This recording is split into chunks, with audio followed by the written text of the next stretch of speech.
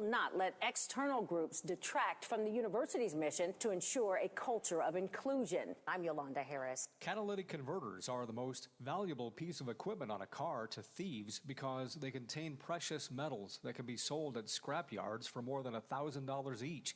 Detective Josh Gilbert with Groveport Police in suburban Columbus says a loophole in Ohio law allows thieves to make hundreds of thousands of dollars. When you can walk into a scrapyard and be issued $15,000 cash, it makes it virtually untraceable for law enforcement.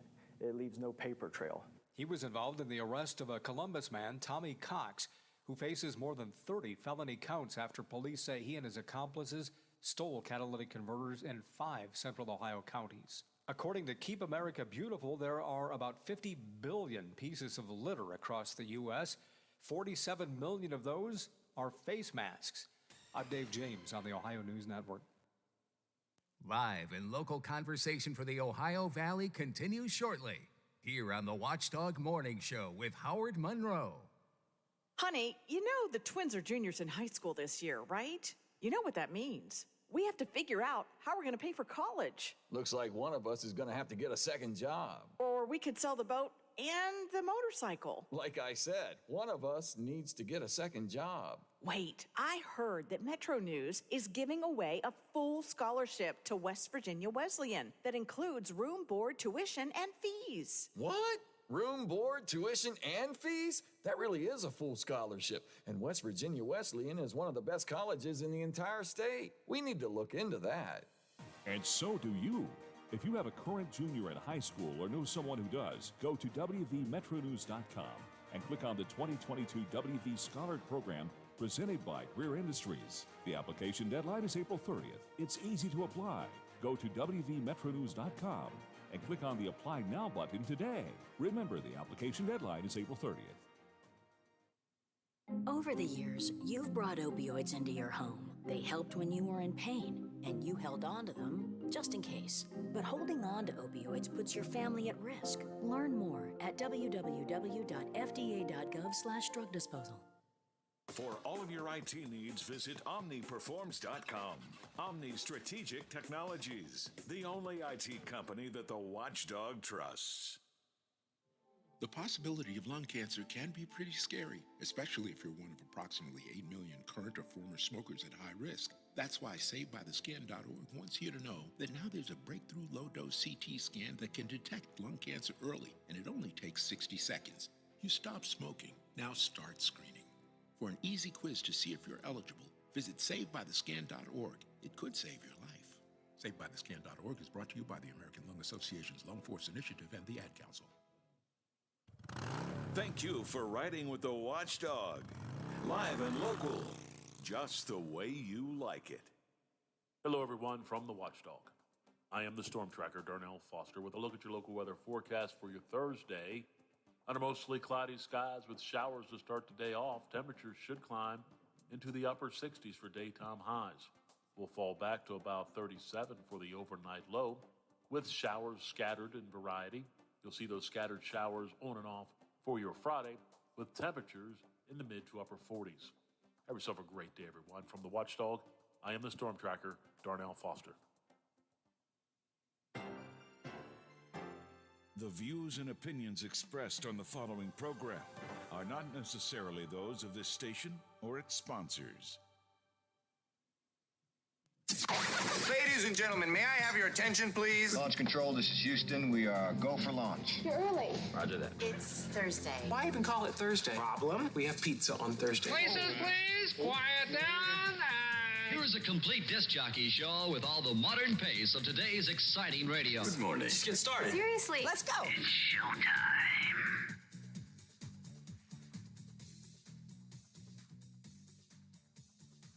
Live from the Robinson Auto Group studios, this is the Valley's longest-running morning show, the Watchdog Morning Show with Howard Monroe from WKKX and WVLY.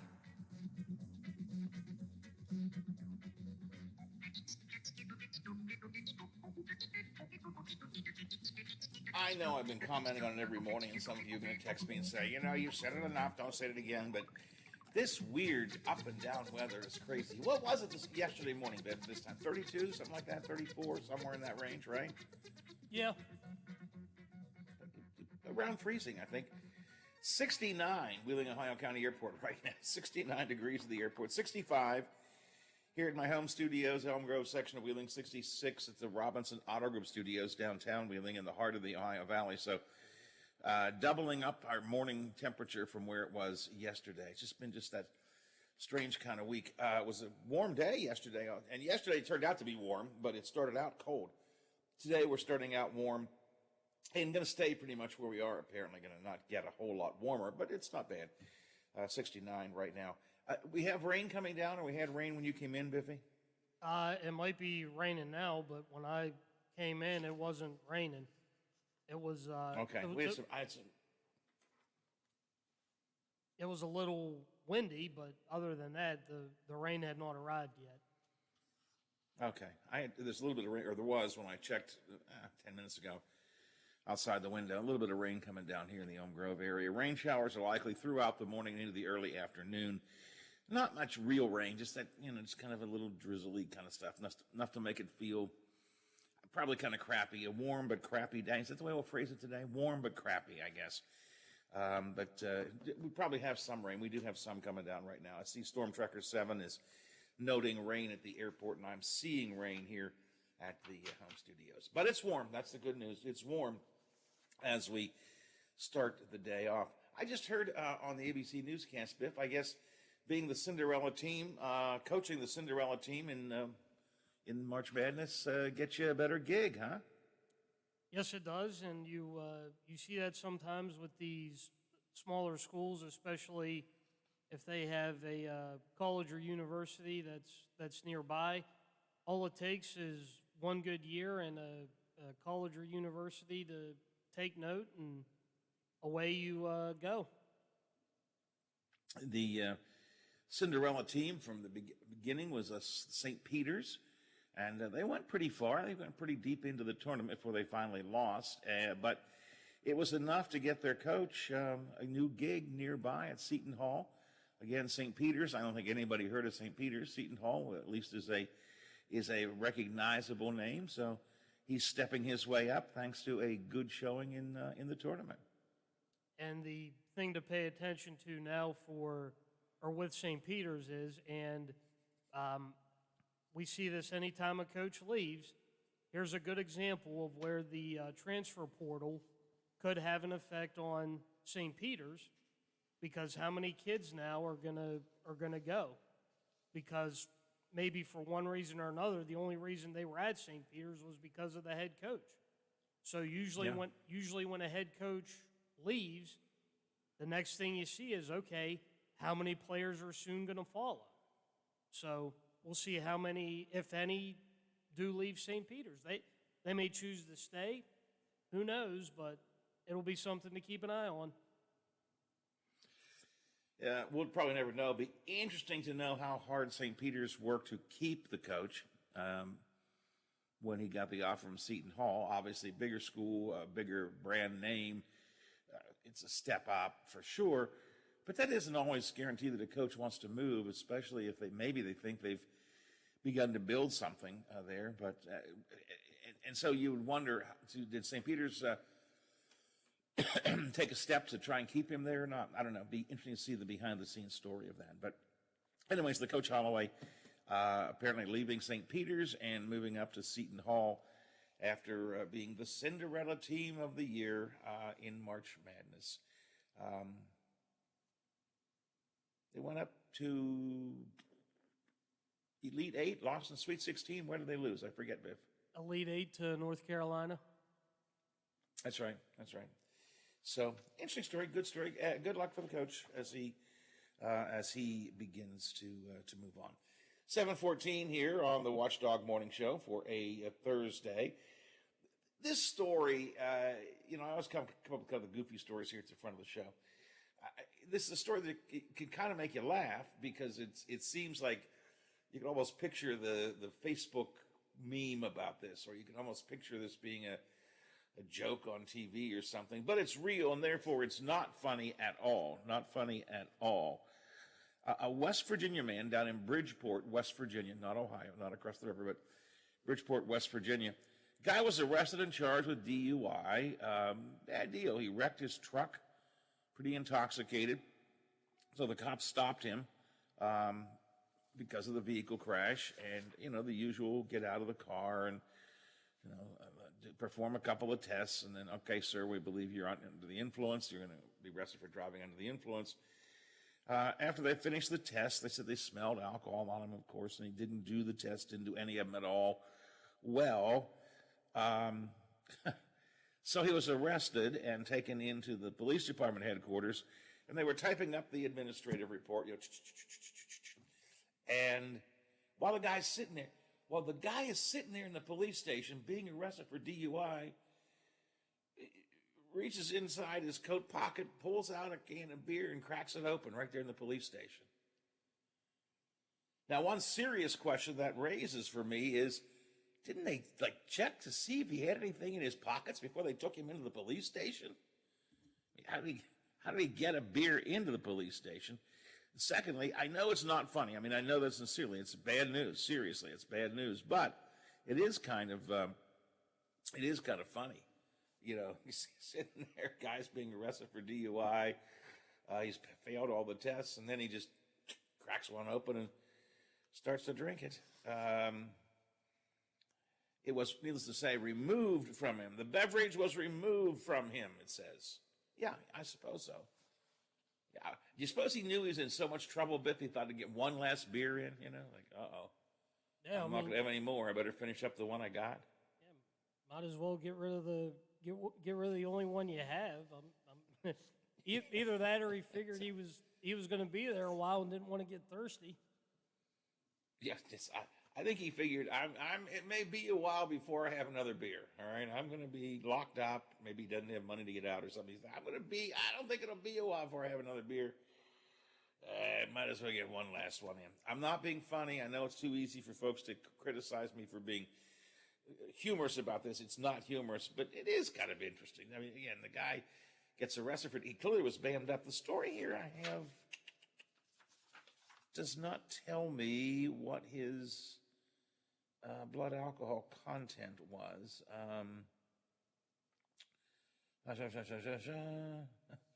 When the officers got on the scene, they asked him, "Have you had any alcoholic beverages?" He said, "Well, I had 6, but not for a while." Wow. And God, the things that go through a drunk's mind, I guess. He told the cops, I had 6, but not for a while. But I haven't had any since I wrecked the car. Oh, okay, yeah. After you wrecked the car, you didn't have it.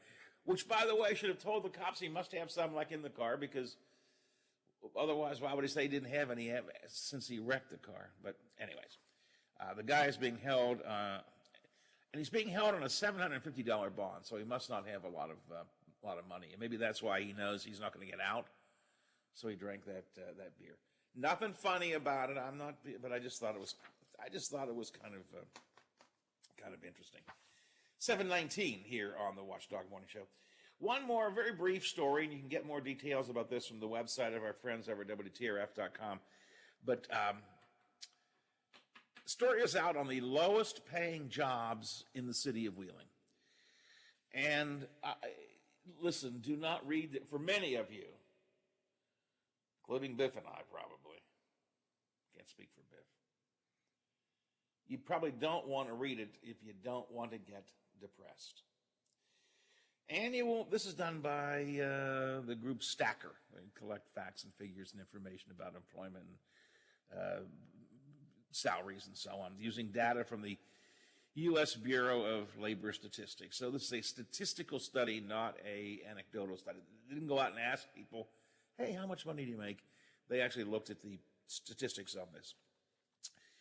The annual mean wage in West Virginia, meaning halfway up the list, there's many people who are making more than this as are making less than this. Annual mean wage in Wheeling, $46,150. If you're making 46,000 smackaroos, you're right in the middle of the income levels in Wheeling. Now, that is 18% lower than the average mean across the country, which is $56,000. So if you're not making $46,000, you are below, it's not an average, but below the mean number in West Virginia. That can start you off feeling kind of depressed, I think, probably for a lot of people. The lowest paying occupation, according to statistics, the lowest paying occupation in West Virginia, $21,150.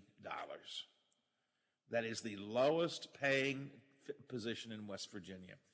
So take whatever you make, whatever that number may be, and see where it stands against $21,150. That's the lowest paid wage in West Virginia.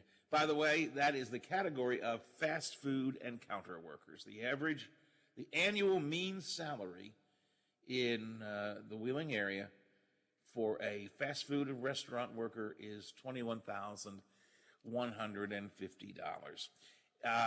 Some of you may say that's about right for a fast food worker. Okay. But if you're not a fast food worker, if you're in some other business and you're making $21,000 or less, consider that the fast food people are making more than you are. That's the number one lowest, that is the lowest paying job in West Virginia. Number two are packers and packagers. I'm not quite sure what that is. Packers and packagers? I don't know quite what that would be. Is that, well, two things come to mind, but postal workers, one, and number two would be packages. Okay. Would be like food service personnel, like for vending machines and stuff, like those type of food packers, basically. Okay, could be. Packers and packagers, whatever they are. The annual salary across the country, again, mean salary, is $29,270. It's nationwide. In Wheeling, it is $21,490. So we're below the national mean. And again, your second lowest salary in West Virginia by statistics, packers and packagers. I don't know what they are. Number three, this somewhat surprises me because I do know folks who are in this business that actually get paid not dramatically well, but fairly well. The third lowest paying job category in Wheeling are cooks and fast food workers. Now, again, number one are fast food and counter workers. I think those are the people who take the order. Number three are cooks and fast food workers. Annual salary in West Virginia, $21,820 compared to $24,300 across the country. I actually thought cooks did pretty well around here.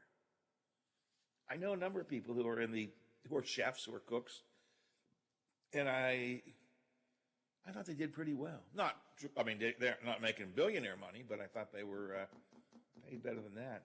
Third lowest paying category of payment in West Virginia, or in Wheeling. You want to get the top 50 of them are there. You can find them at WTRF.com. It is a statistical look at the lowest salaries in West Virginia. But I think if you want to feel a little depressed, I suspect some of you will take a look at the fact that the lowest paying job in West Virginia, in Wheeling, I keep saying West Virginia, this is actually specific to Wheeling, the Wheeling area. Lowest paying job, fast food workers, $21,150. If you're making around that amount of money, whether you're a fast food worker or not, you are among the lowest paid people in the state. And that's in the city. And that, I thought it was kind of interesting. All right, 7:24, 24 after the hour, Watchdog Morning Show up and running on a Thursday. Got a lot to do today. Here's what's coming up. The GOP primary for the U.S. Senate seat in Ohio. I've been talking about some of these ads running. I mean, just a bunch of Looney Tunes, they seem to me. It has been called by some a political circus, this Republican primary.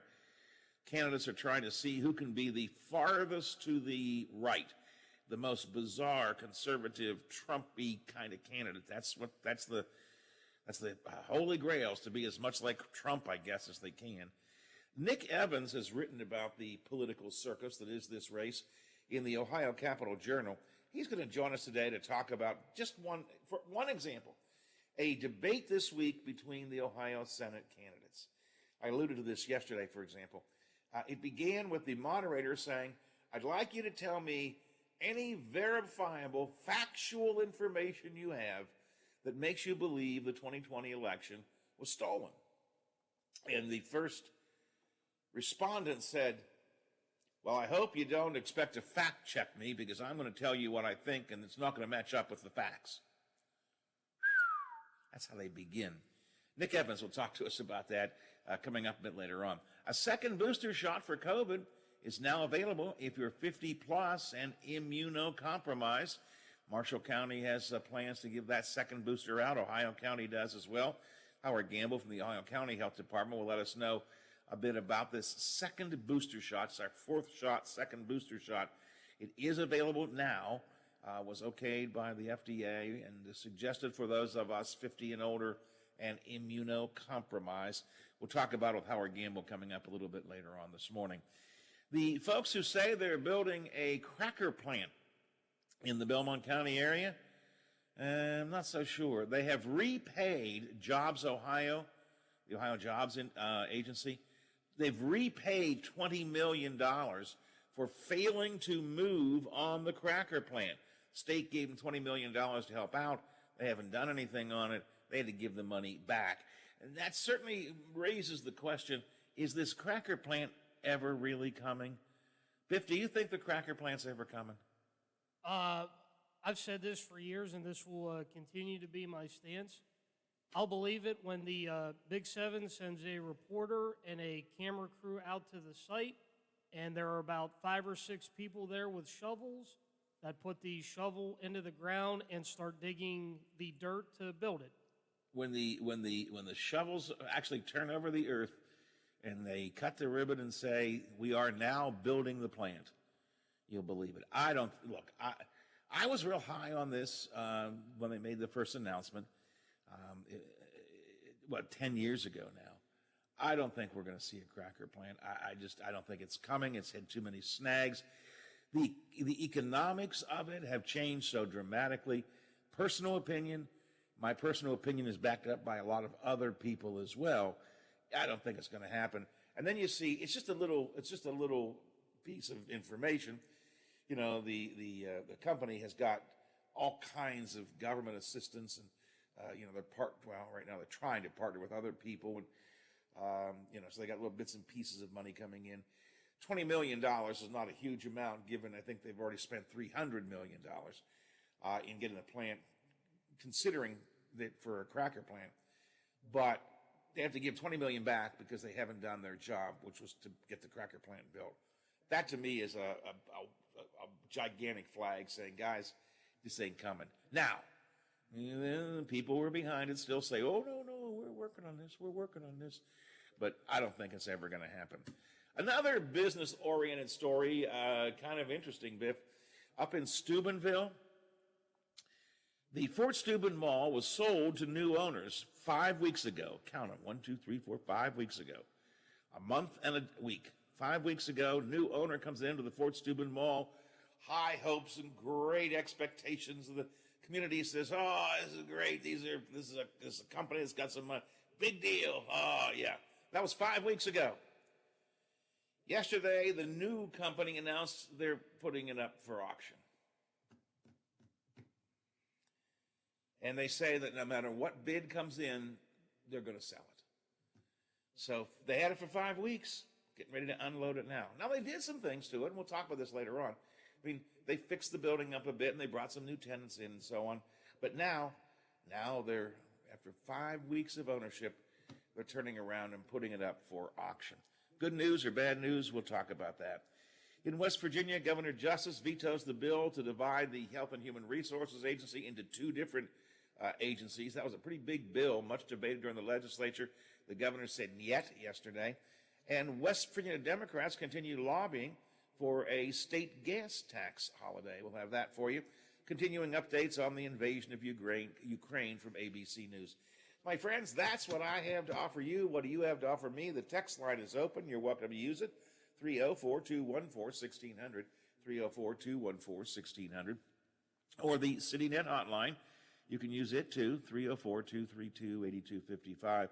Our first story this morning, St. Peter's basketball coach moves on to Seton Hall. And off the text line, I didn't know this. Did you know this, Spiffy? St. Peter's coach actually played basketball at Seton Hall. I did not. That would be that would be a good reason why he would want to go back. Yep, that certainly adds to the story. Well, you know, it makes him more attractive probably to Seton Hall to offer the position, and it certainly would make it more interesting for him to come back to his, you know, his home school. So appreciate the text on that. And the rest of you can text as well, 304-214-1600, 304-214-1600. Happy to have you on the phone lines if you would like to. All right, let's get an update. The Big Seven is here. They've got Ohio Valley headlines for us, and Mr. DeFabio has got our morning sports update.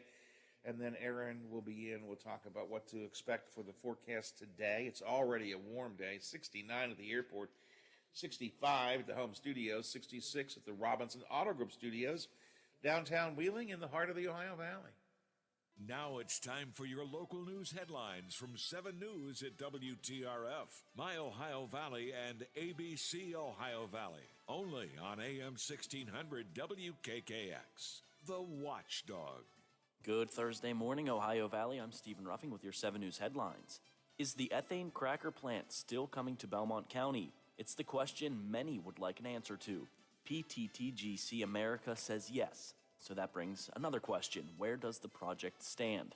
Dan Williamson, a spokesperson for the company, says it is currently in the process of searching for a partner for the cracker plant. PTTGC America says it's put more than $300 million into the project and continues to invest. Williamson explained that tough economic times are certainly a factor. The second COVID-19 booster shot is now available in the Ohio Valley for those who qualify. As the number of active cases in the Mountain State continue to go down, the Ohio County Health Department is working quickly to keep the numbers low. Administrator Howard Gamble says they started offering the second dose after hours it was signed off. He says you must be 50 years of age or older and at least 4 months out from your first booster shot. For years, we've thought of it as the riverfront around the Fallensby area. Now it's the Port of West Virginia. Yesterday, officials hosted a day-long event they termed an Economic Development Forum. Fallensby Mayor Dave Veligal says this is a huge opportunity for the city, especially with everything that has changed with the Coke plant. That was a look at your headlines. Have a great rest of your day, everyone. Well, the Pittsburgh Penguins are back in action tonight when they visit the Minnesota Wild at home. Minnesota with a pretty good record of 24-7-1. The Penguins overall on the road, and remember, they're one of the better road teams in the National Hockey League, 21-8-5. The Wild 8-1-1 in their last 10 games. The Penguins in their last 10 games, 6-3-1. Another hockey note, the Wheeling Nailers lost on the road to Fort Wayne by the score of 4-1. Well, former Pittsburgh Steelers assistant coach Bruce Arians, no longer the head coach of the Tampa Bay Buccaneers, is defensive coordinator for a number of years. Todd Boyles will now be the new head coach of the Tampa Bay Buccaneers. Meanwhile, Arians will move into the Tampa Bay front office. Well, recently the NFL owners have voted to give both teams a possession in overtime. This is Steelers team president Art Rooney. We had multiple people with different ideas. And so we had to kind of sort through all of those, and the competition committee, I think, did a good job.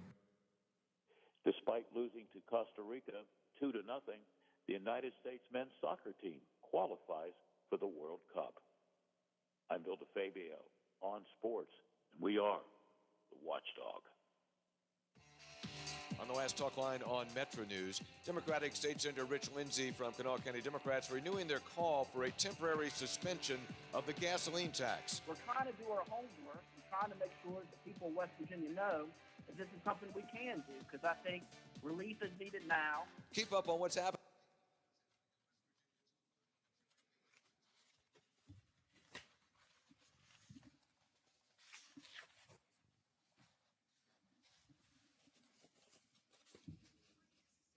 Unproven conservative fighter in the race for the U.S. Senate. Do you know who it is? Well, it's Josh Mandel. As treasurer, Josh was the only statewide official to support the heartbeat bill. It's Josh Mandel. He stood up in the Capitol when they tried to stop Christian prayer. It's Josh Mandel. He worked hard for 8 years to open the books for Ohio taxpayers. It's Josh Mandel. He had the guts to stand up to anti-Trump Governor John Kasich. It's Josh Mandel. He stood with parents against critical race theory. Josh Mandel, a proven fighter on the battlefield, will be a conservative fighter in the U.S. Senate. On May 3rd, vote for a candidate who time after time has fought for you and your family's conservative values. Elect Josh Mandel in the Ohio U.S. Senate Republican primary. Paid for by Patriotic Veterans, Inc., a 501c4 committee, not coordinated with any candidate or campaign committee.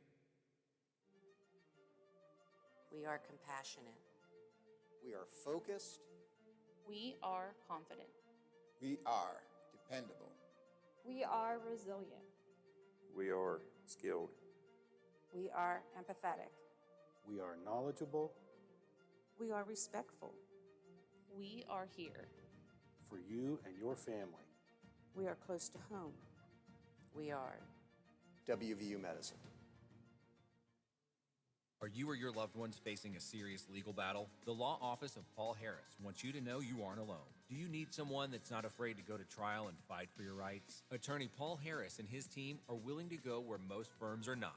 The courtroom. With a successful track record in civil litigation, criminal defense, including tax issues and healthcare fraud, Harris Law Office will fight for their clients by offering the most aggressive representation in and out of court. Call Paul Harris at Harris Law Office for a free consultation. 304-232-5300. I'm Andrew Saul, Commissioner of Social Security. Beware of telephone scammers pretending to be government employees. Real Social Security employees will never threaten you. Callers threatening you with arrest or other legal action and demanding money are not from us. If you receive a call like this, hang up, do not provide them with any form of payment or information. Report the call at oig.ssa.gov. Wheeling Coin and Hobby on 10th Street in Wheeling, next to the Bridge Tavern in downtown Wheeling, wants to buy any and all unwanted gold and silver jewelry. They are paying top dollar for 10, 14, 18, and 22 karat gold plus 925 sterling silver. They also want to buy collectible coins and paper money from before 1933. Wheeling Coin and Hobby is open daily from 9 a.m. to 5 p.m., Monday through Saturday. Coin and Hobby, 304-232-8430, and add them on Facebook. Hey man, what can I get you? Yeah, can I have 2 Coors Lights? You got it. Hey Mike! I need 2 Coors Lights! Sure thing. With a taste as cold as the Rockies, only Coors Light gives you refreshment every time. Here you go. Thanks, Mike. Doing a great job. All right, 2 ice-cold Coors Lights. That's the coldest beer I've ever had. Hey, they don't call it the world's most refreshing beer for nothing. Okay, be honest with me. Do you really have the Rocky Mountains in your beer cooler? You don't believe it? Check it out. Man, that's pretty amazing. I know, right? I can't believe it myself sometimes. I mean, this cooler is only 3 feet wide. Coors Light, the world's most refreshing beer. Coors Brewing Company, Golden, Colorado. With great beer comes great responsibility. West Virginia Outdoors is the Mountain State's only hook and bullet radio show, dedicated to the more than 250,000 hunters and anglers across the state. Award-winning host Chris Lawrence has been tracking down hunting and fishing stories for more than 25 years. Went in behind a little birch tree at its head. I reached down and got the bow position and found its horns and dropped down and shot it in the neck. Whether it's hunting and fishing news, it tracks real super well, but not with a 60-pound carp tied to the side. Or just compelling stories about the enjoyment of the great outdoors. How close did you let him get in before you let fly on him? He was about 18 yards, Chris. He got turned in the right angle there, and I touched off the trigger. And when I hit him, he ran kind of up the hill, which scared me at first. West Virginia Outdoors covers it all. Saturday mornings at 7:06 a.m. And for your daily fix, Outdoors Today brings you 2.5 minutes of news and notes from the woods and water every weekday morning. No one covers the great outdoors like Chris Lawrence. And Metro News, the voice of West Virginia. The best in local talk is on your FM dial, 98.1 and 97.7. We are the Watchdog. You want sports talk? We got the goods all night long. Tune into Sports Map Radio, evenings and overnights on FM 98.1, AM 1600. We are the Watchdog. We're on air, online, on video, and on demand. Find us where you like us. This is the Watchdog Morning Show with Howard Monroe.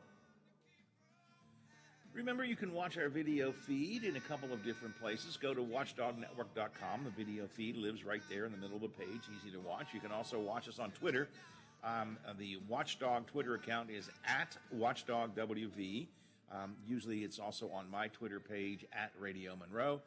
So you can watch the live feed of the morning show. And indeed, you can watch the live feed from the Bill DeFabio show, yesterday the Mayor show, the Girl show, the Butch Maxwell show, Donnie Roberts on Friday, Donnie and Bob, I should say, the whole gig, all of our live and local shows coming out of the studios. You can watch them on Twitter these days, if you follow on Twitter. The morning show is brought to you in part by WVU Medicine. Want to quickly take a look at a couple items off the community calendar. I have mentioned to you before, I will mention to you again, the annual Jerry's Walk is coming up. I put a lot of emphasis on this every year.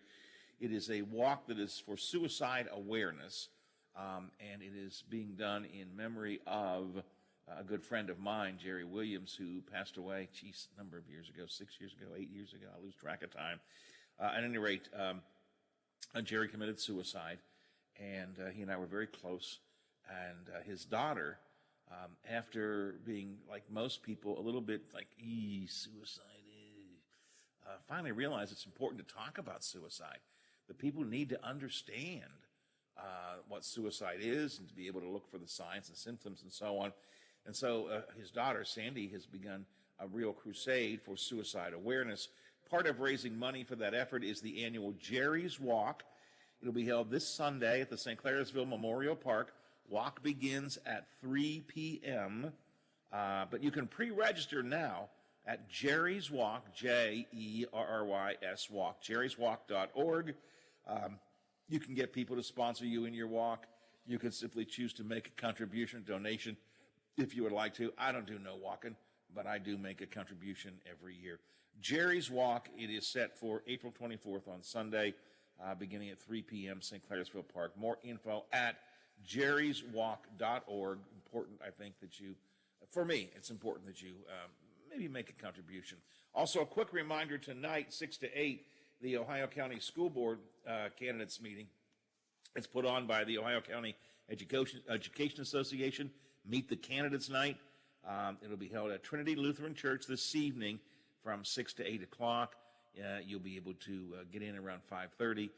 Questions will be asked. You won't be able to get up and stand up and shout a question out, but if you have a question for any of the school board candidates, you'll write it down, put it into a little hat, and then the moderator, probably Jenny Craig, will take the questions and ask them.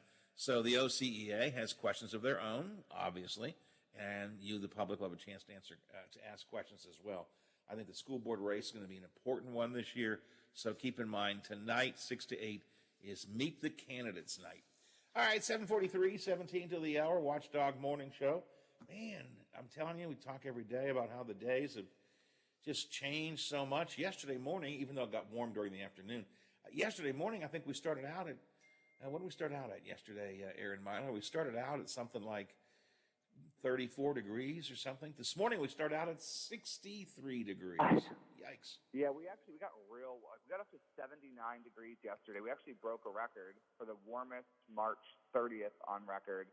So It's just like we went from the coldest on Monday to the warmest on Wednesday. So it got real toasty yesterday. But I was loving it. We had dinner outside. I went on a 7-mile walk. I got 7 in. Wow. Yeah. Good weather for that, I guess. So you could make it. Stunning. It was so nice, Alex. No complaints. Yeah, wow. It was a beautiful afternoon. It was a cold morning yesterday. We talked about that in the morning. It was a cold morning. You had to be prepared for the morning. But boy, by afternoon, it was just delightful. And so grandson Teddy and I played outside in the front yard for a good while. And he get to swing on his swing, and I get to sit on my glider. And it was just, it just felt like springtime. But here we are starting off this morning, 63 at the airport already. Rain outside, but 63 degrees.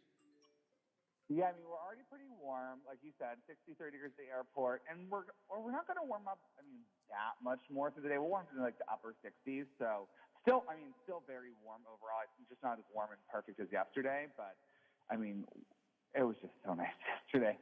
But, so that today, it's going to be windy out there throughout the day. Gust speeds go down to like 35, 40 miles an hour. So it's definitely going to be a windy day out there. We have the rain. It's happening now. It's going to continue to happen here for like the next few hours. And like you could have a couple of thunderstorms popping up. But I think by the time we get into this later this morning, it's pretty much all going to be done. I don't think it's going to be something that we see all day long. It kind of just fell apart enough where, like I said, we're getting some rain right now. But it's more so just, it's a windy one that we're looking at more so for your day here today. That's like the biggest thing is just how breezy it is. But yeah, so some rain now. Like I said, it'll wrap up here over the main stuff will probably wrap up by around 10, 11 o'clock. And you probably will see a couple little showers possible this afternoon, but nothing that's really going to ruin your day kind of thing. And then from there, as we look forward, it's just, we have the favorite S word back in the forecast tomorrow morning. Oh, man. As nice a spring day, almost a summer day as you could have yesterday, record-breaking temperatures for a high yesterday. Pleasant day today, a little bit of rain, but still a nice spring-like day today. And then in 24 hours, we're looking at the possibility of some snow mixing in with the rain. Gee, mini Christmas. Yeah, this is whenever people are like, "Oh, the weatherman, you can be wrong every day." And I was like, this is what I'm trying to work with, people. So it's not going to be snow storm stuff. It's just going to be snow mixed in with rain, right? Yeah, so it's probably going to start off early tomorrow morning as some just little sprinkles or something like a light shower. And then as it gets a little bit colder, it's probably going to then transition into a little bit of snow mixing in with that. Again, with this, I'm not expecting to see anything that's really going to mess with your day too much. Like I said, you could see you'll probably see, depending on what time you get out of the house, you'll probably see a little bit of both, but I don't think it's really going to be anything that messes up anything. Even with it, it's little or no accumulation expected, especially because it's not going to be that cold because the temperatures, but also the snow won't be that cold because it's not going to get super cold overnight. And then in addition to that, it's just the ground. Yesterday was almost 80 degrees. Today it's going to be almost 70. It's the ground's just warm, so it's going to have a hard time sticking. But you probably might see someone your car or something. But like I said, nothing I'd really concern yourself with too much. It will be a lot cooler day tomorrow, though, than the 70s of yesterday and the 60s of today. It'll be a much cooler day when we have the rain and the snow and cooler temperatures to deal with. Exactly, yeah. So cooler tomorrow, like you said. That snow and rain combo kind of thing will end in the afternoon. And then it's going to be 46 degrees for the high. So definitely a lot colder than where we were yesterday and today. And then we're going to level out for a few days. And Saturday, Sunday, Monday, staying the mid-50s pretty much. So a little bit more consistent for a few days. There could be a few showers on Sunday. I'm honestly thinking they're looking like they're going to be real early in the morning. So I don't even think you'll notice anything on Sunday for the most part, but there still is a possibility of a few. And then as we get into next week, temperatures start to warm up in the middle of the week again on Tuesday and Wednesday, getting up into the upper 60s. for Wednesday with some showers popping back into your forecast. Well, I know I make this comment every day, and the audience says, "Oh, stop saying the same thing over and over again." But it's just been a tremendously strange, from the first day of spring forward to today, just been a strange few weeks. A couple of weeks, temperatures up, temperatures down, rain, a little bit of snow, a little bit of gorgeous high temperatures and sunshine. But I guess in a way, I said earlier, a couple of weeks ago when spring first came, I said, I'm not sure spring understands what it's supposed to be. I guess maybe this is what spring's supposed to be, right? It's kind of a mixture. It's kind of a transition season. Yeah. Exactly. We always say all the weather comes during the transition season, which is spring and fall. And that's why we usually, like summer, like winter, we obviously snow, but it's not like it's like crazy stuff like this happening. And then summer, you see some storms here and there, but it's always the transition seasons that have the more crazy weather back, because we're going back and forth. Long story short, all weather is just trying to get cold air from the pole, like North Pole and the South Pole, to like the equator, and then warm air from the equator back to the North Pole. Like they just want to even out the temperature of the Earth, which obviously never happens. But that's why we're getting all these crazy back and forth right now, because we're just transitioning from cold season to warm season. So if we were to just sort of boil weather down to a sentence, it's the air is trying to get even temperatures for the Earth. Is that what you're telling me? Yeah, the whole Earth just wants to reach equilibrium, and it just can't get it because the sun heats the equator every day and then doesn't heat the poles the same way. That's basically weather right there for you. Now, a lot of other stuff comes behind that, but all the effects come after that. But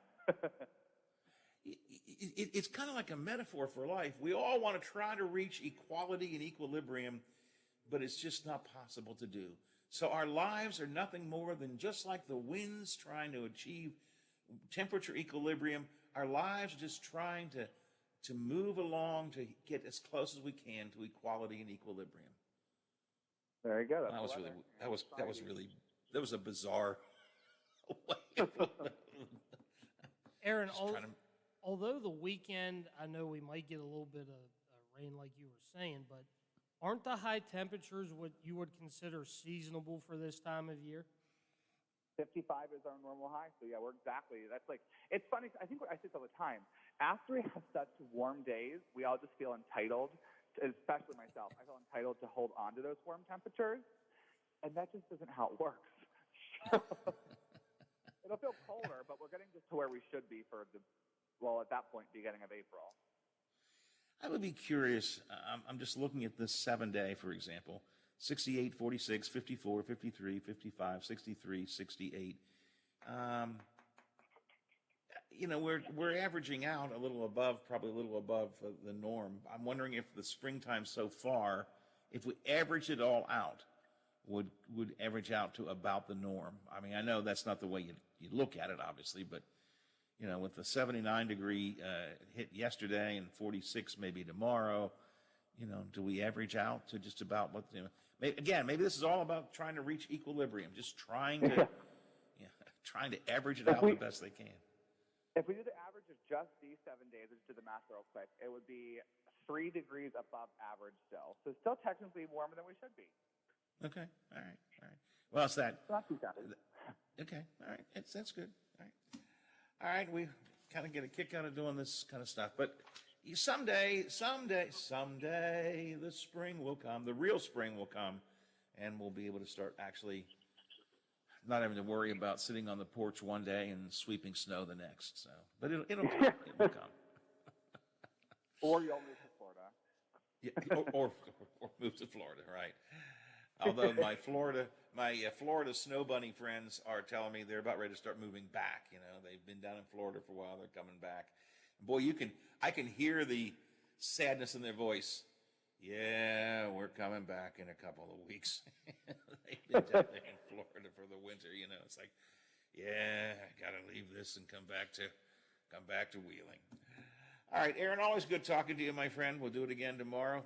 And we'll wrap up the week and see if the weekend is going to be, a fun weekend for us or not. Thanks for being with us today, though. I appreciate it. No problem. Talk to you guys tomorrow. 6 before the hour, Watchdog Morning Show. Aaron Myler is from the Big 7, WTRF TV. Remember, Storm Tracker 7 is available to you 24 hours a day either online at WTRF.com. They've got their weather forecast info right there. But the easiest and simplest thing to do is download Storm Tracker 7's app. I keep it on my iPhone all the time. And my wife will say something like, how low is it going to get tonight? And I'll just quickly check on Storm Tracker 7 on my phone, and I will tell her. Because all the weather info you need is right there, right at your fingertips, in your pocket, the Storm Tracker 7 app. Biff, do I have to do a break, or am I okay? We are okay until 8. You know, some people get into March Madness really get into it, right? Eric Church is a country music.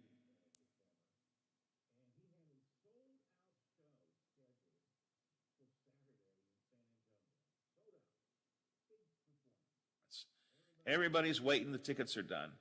And then he is such a fan of the NCAA tournament that he got tickets and decided to go to the Final Four instead, and he canceled his sold-out show.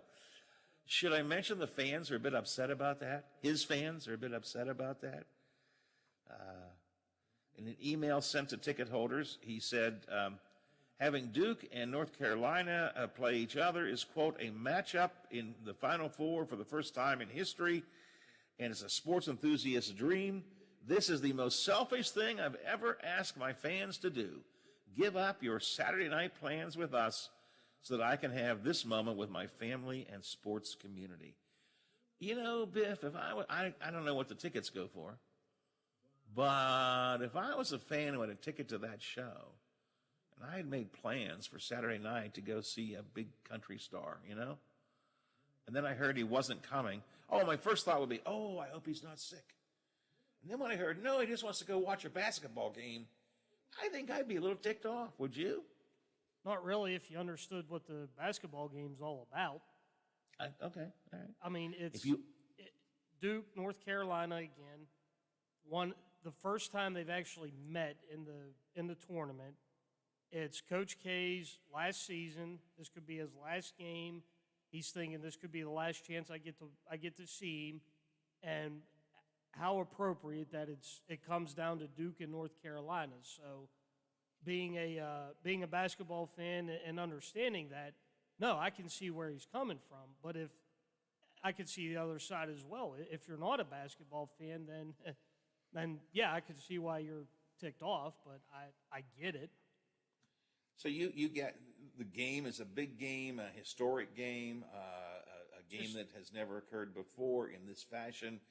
So if you're a big basketball fan, or particularly a fan of these teams, of course you're going to want to go. That's your take on it. But since I'm not as big a basketball fan as you are, Biff, I'm thinking to myself, geez, I just spent whatever it is, $100 for these tickets.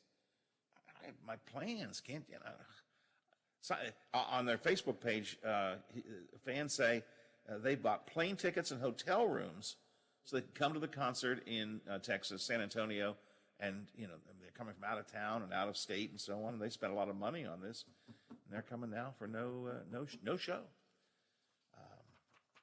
I'm guessing when Church is sitting watching the game, he's really. I don't mean this negatively either. I suspect once he gets into the game, he's not really going to be worrying about the fans who paid the money, Well, and I assume they'll give the money back anyways. I was going to say, I'm sure he'll make good. This will be one of those things where fans get angry, they'll start posting, doing everything. He'll find a way to make it all good. Everybody will be happy, and we can go on.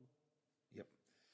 Well, listen, if you are looking to make some money off of the NCAA tournament, don't forget that our friends at FanDuel are a perfect place for you to do that. And right now, FanDuel Sportsbook giving new customers a $150, this is new customers, $150 instant bonus guaranteed. That's right, you get $150 in bonus site credit. All you have to do is download FanDuel and place your first bet of $5 or more. How you bet the bracket is up to you. You can choose from the money line or the totals or the prop bets.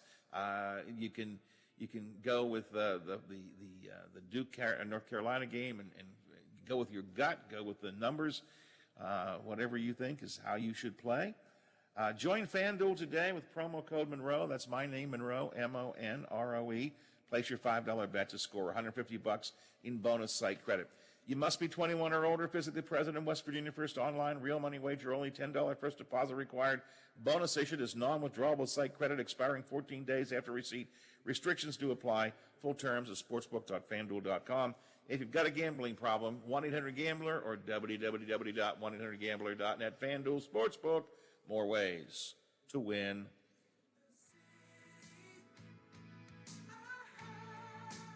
The Watchdog is FM 98.1, AM 1600 WKKX Wheeling, FM 97.7, AM 1370 WVLY Moundsville. And Ukrainian President Volodymyr Zelensky says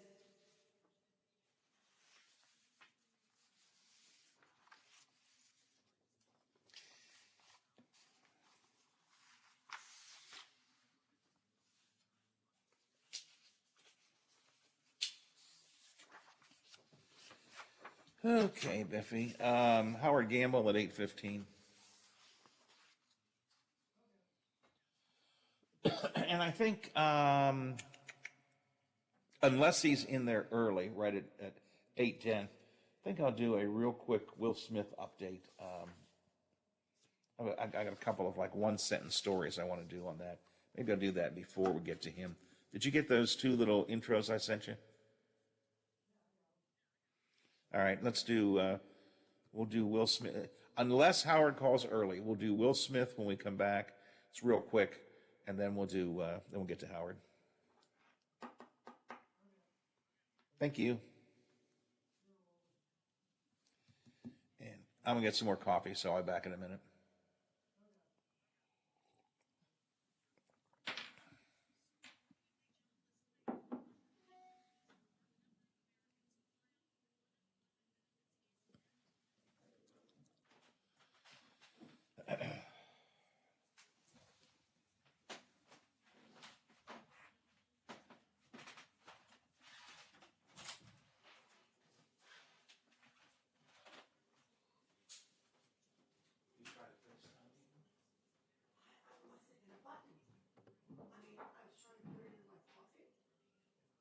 Every time I put it in my coffee,